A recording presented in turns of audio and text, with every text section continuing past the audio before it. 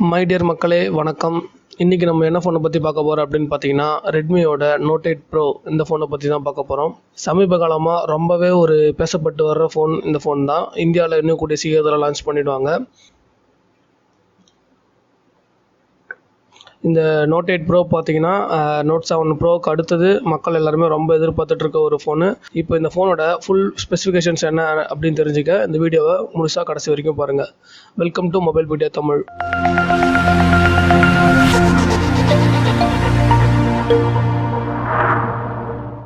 First இந்த ஃபோனோட display எப்படி இருக்குன்னு பார்ப்போம்.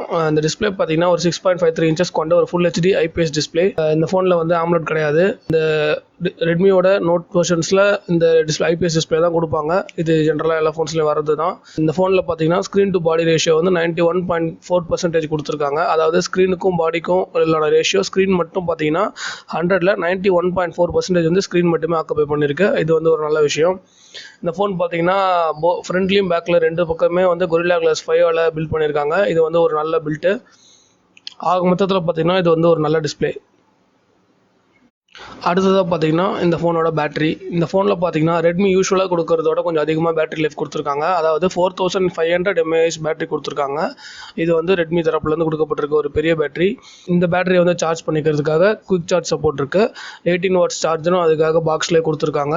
இப்போ இந்த ஃபோனில் பெரிய பேட்டரி கொடுத்ததுனால என்னாச்சு அப்படின்னு பார்த்தீங்கன்னா இந்த ஃபோனோட வெயிட் கொஞ்சம் இன்க்ரீஸ் ஆகிருக்குங்க. இந்த ஃபோன் பார்த்தீங்கன்னா கிட்டத்தட்ட இப்போ ஒரு 200 கிராம்ஸ் கிட்ட வெயிட் இருக்குது. பட் வெயிட்லாம் கன்சிடர் பண்ணாமல் இது வந்து ஒரு நல்ல பேட்டரியாக பார்த்தீங்கன்னா இது வந்து ஈஸியாக ஒரு 1 டே வரைக்கும் சார்ஜ் நிற்கும். அந்த வகையில் இது ஒரு நல்ல பேட்டரி.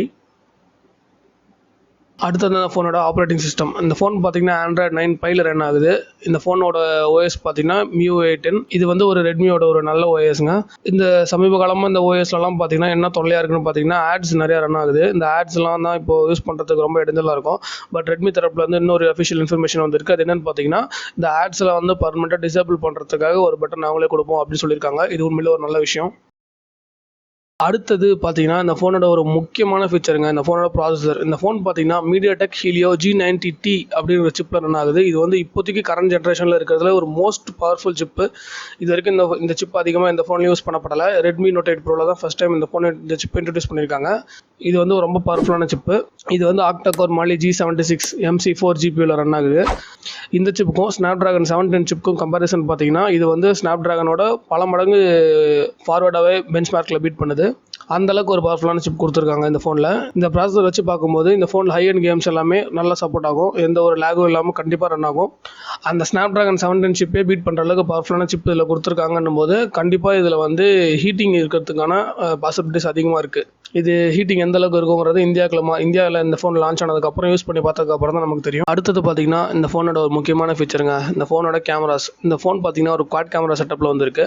3 கேமரா வந்து அந்த ஃப்ரண்ட் பேஸ்லையும் ஒரு கேமரா வந்து சைட்லையும் கொடுத்துருக்காங்க. ஃபர்ஸ்ட் பார்த்தீங்கன்னா 64 மெகாபிக்சல் பிரைமரி கேமரா.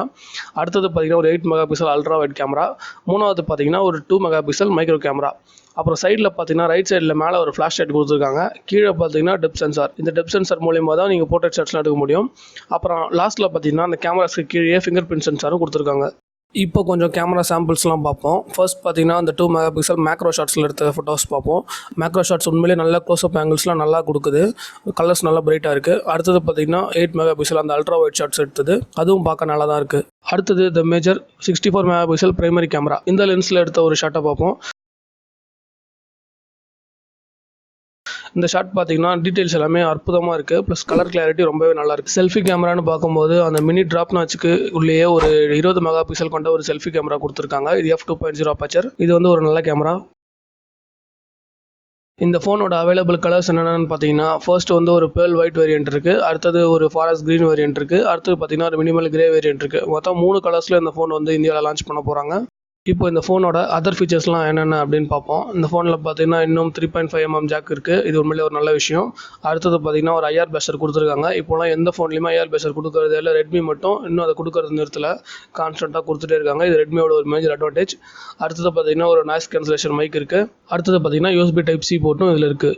இப்போ இந்த ஃபோனோட வேரியன்ட்ஸ் பற்றி பார்ப்போம். இந்த ஃபோனோட பேஸ் வேரியன்ட் பார்த்தீங்கன்னா 6GB RAM மற்றும் 64GB இன்டர்னல் மெமரி. இந்த பேஸ் வேரியன்ட்டோட பிரைஸ் இந்தியாவில் என்னவா இருக்கும் அப்படின்னு பார்த்தீங்கன்னா 14,000 INR-க்கு எக்ஸ்பெக்ட் பண்ணுறாங்க. அதாவது சைனாவோட பிரைஸை வந்து இந்தியாவுக்கு அப்படியே கன்வெர்ட் பண்ணி பார்க்கும்போது 14,000க்கு இந்தியாவில் லான்ச் ஆகலாம் அப்படின்னு சொல்லியிருக்காங்க. இந்த பிரைஸ் வேரியன்ட்க்கு இந்த ஃபீச்சர்ஸ் கொண்ட இந்த Redmi Note 8 Pro உண்மையிலே ஒரு பெஸ்ட் ஃபோனுங்க.